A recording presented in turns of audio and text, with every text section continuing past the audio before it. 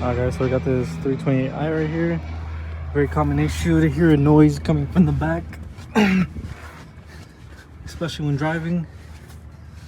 99% of the time it's because of this cable right here for the brakes. See how loose that is and how it hits the drive shaft. There is a clip that breaks all the time, which is that one right there.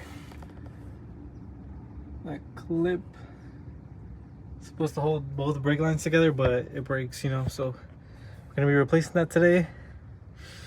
And first we gotta remove this heat shield, lower down this exhaust, and then maybe lower down the gas tank a little bit, probably, and then we'll be able to get to it. So first thing I did was remove these brackets that hold up the exhaust. You can see it's now loose, gives us some space over there to drop.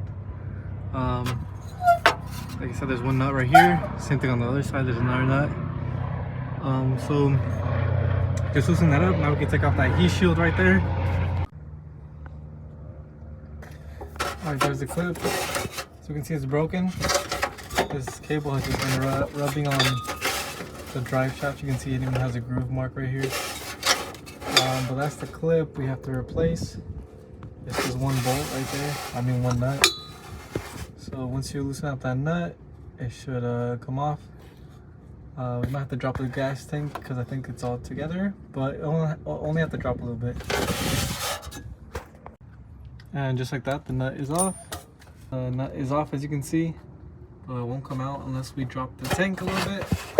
So gotta loosen up this strap right here that holds the tank, and loosen that strap right there. And I think as long as we lower down the rear end like this, it should give us enough space to get that bracket out. So we can see there is the bracket we need to take out. Just need to drop the tank a little bit. It's kind of sagged a little bit, but you can see I took out this bolt and the other bolt that goes up here. Now it's, you know, sagging a little bit. You just have to drop it more. This is where this pry bar comes in play. Put it here. So here it is. I just slid it out. As you guys can see, this is broken, especially the right side. That's how it's supposed to be. So nothing is holding it in anymore.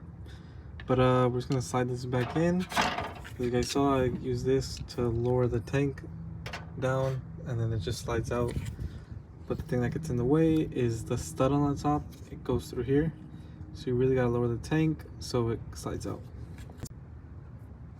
All right, so lower down the tank, slid the new one in. As you can see, it's in, and these cables just basically line up all by themselves. All I gotta do now is just clip them in, and they should be good to go. I'll put the bolt back in, tying up these straps again, and tying up the exhaust again, and that's pretty much it. That's how you replace that. And now just stop revving right here. As you can see how much it revved through. Not good. Noise should be gone now, and that's pretty much it.